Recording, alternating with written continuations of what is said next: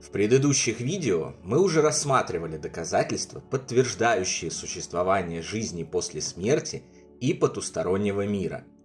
Для получения комплексных и системных знаний по этой теме и ответов на все ваши вопросы обязательно смотрите весь наш бесплатный образовательный курс, начиная с первого видео и до последнего. Сегодня же мы продолжим изучать такие доказательства в целях обретения уверенности в вечной жизни души и осознания себя не биомеханическим телом, живущим в среднем 60-70 лет, а могущественным бессмертным духом, способным на все, что в итоге и выведет вас на совершенно иной уровень жизни, ее качества и обеспечит в ней присутствие спокойствия, комфорта и счастья. За десятилетия, прошедшие с момента выхода книги Реймонда Моуди «Жизнь после жизни», открывшие дорогу массовым исследованиям околосмертных переживаний, или сокращенно ОСП, в моменты клинической смерти или ситуациях неминуемой гибели, было собрано огромное количество информации об этом феномене, наглядно доказывающем жизнь после смерти. Выяснилось, что ОСП случаются у людей по всему миру, содержат множество одинаковых деталей, не зависят от пола, вероисповедания, происхождения, страны проживания, религиозных и политических взглядов, любых ориентаций, возраста и других критериев. Были всесторонне исследованы предложенные скептиками обоснования материальной, физической природы ОСП. Галлюцинации, высокий уровень углекислого газа, нехватка кислорода, влияние медицинских препаратов, предубеждение пациента, туннельное зрение, намеренная ложь и прочее.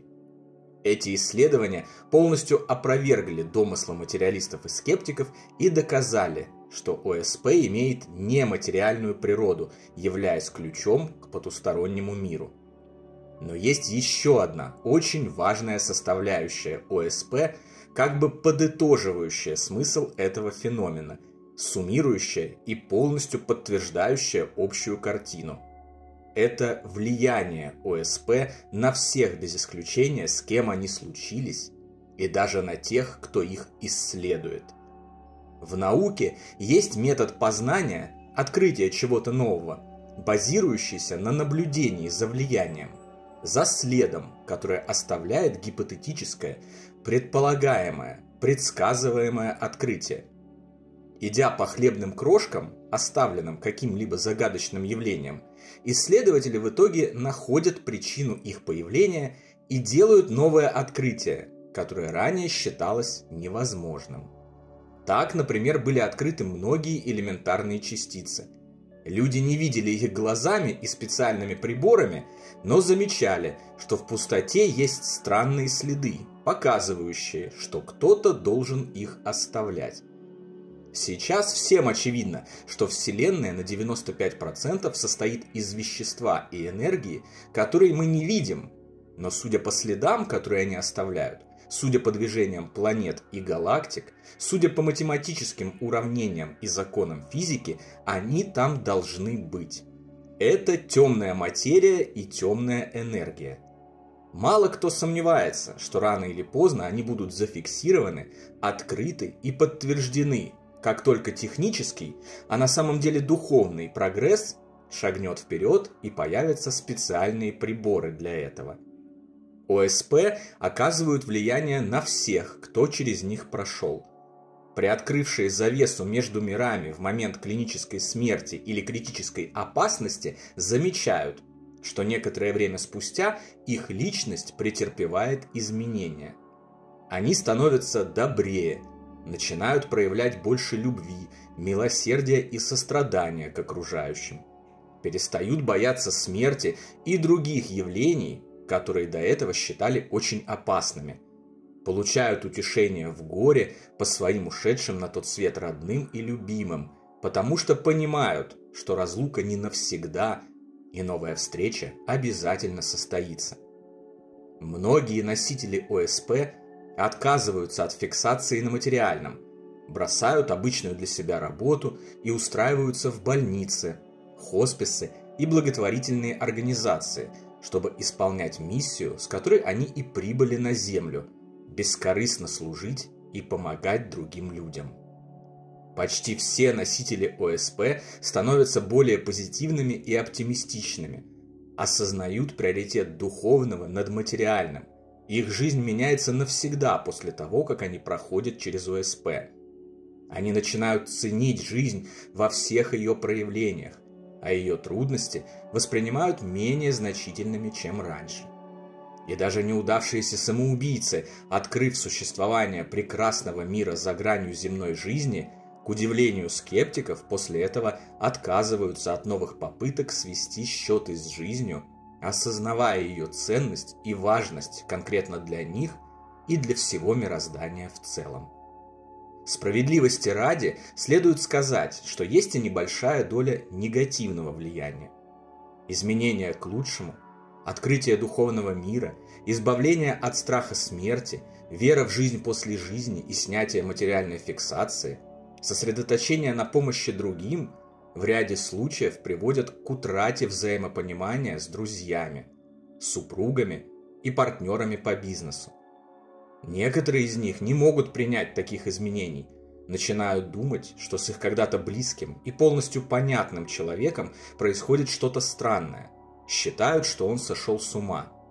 Утрата взаимопонимания приводит к разрывам отношений и разводам.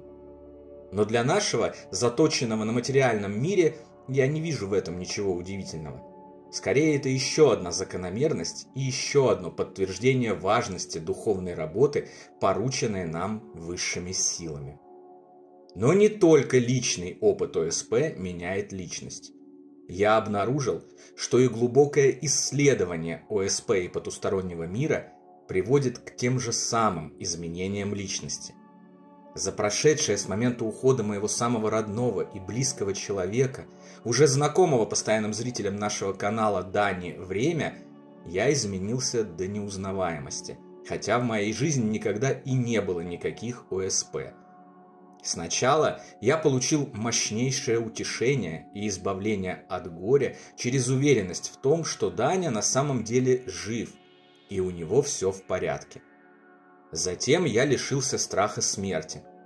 Узнав, что смерти в ее традиционном понимании не существует, и это всего лишь безболезненный переход на иную ступень бытия, получив железобетонные подтверждения этому, я ощутил, как из центра живота ушло сидевшее там на протяжении почти всей жизни напряжение. Словно черный сгусток стресса, нервов и тревог покинул мой организм навсегда. Ушла даже моя жутчайшая аэрофобия, бывшая моим спутником на протяжении многих лет и отравлявшая прекрасные путешествия по миру. Теперь я снова, как в детские годы, летаю с удовольствием, с нетерпением ожидая очередной возможности подняться в воздух.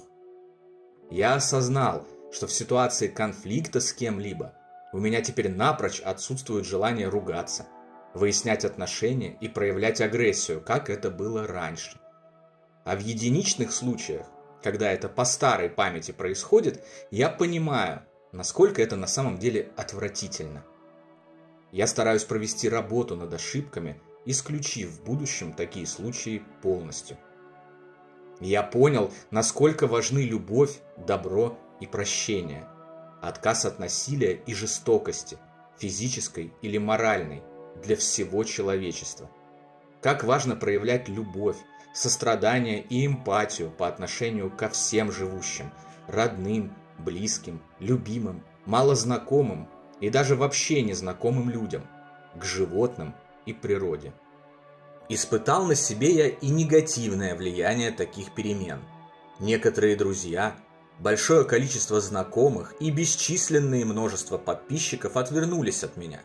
Уверяют меня в том, что у меня поехала кукуха, что мне срочно необходимо обратиться к врачу, начать принимать лекарства, перестать верить в жизнь после жизни и вернуться в уютное лоно материи, направив свои усилия на то, чтобы делать бабки, вместо занятий какой-то ересью. Но не торопитесь осуждать их, друзья. На самом деле они неплохие люди. Иногда даже совсем наоборот. Им просто страшно. Барьер ужаса перед темой смерти пока мешает им увидеть истину, и они прячут свой страх за отрицанием, насмешками и агрессией. Еще страшнее им принять мысль о том, что за все в жизни отвечают только они сами, и нет никаких виноватых в их проблемах, бедах и несчастьях. Как нет и вышестоящих начальников, решающих за них, что делать и куда идти, наказывающих за зло и вознаграждающих за добро. Я не сомневаюсь, обязательно настанет время, когда каждый сможет узнать истину и ощутить ее безусловно позитивное и освобождающее влияние. Описанные перемены помогли мне ощутить жизнь совсем другой. Несмотря на все ее вызовы, испытания, трудности, боль и страдания, я теперь наслаждаюсь каждым моментом, каждой секундой своего пребывания в земном мире и каждой возможностью помочь окружающим в их бедах. Никто и ничто не в силах мне помешать в этом.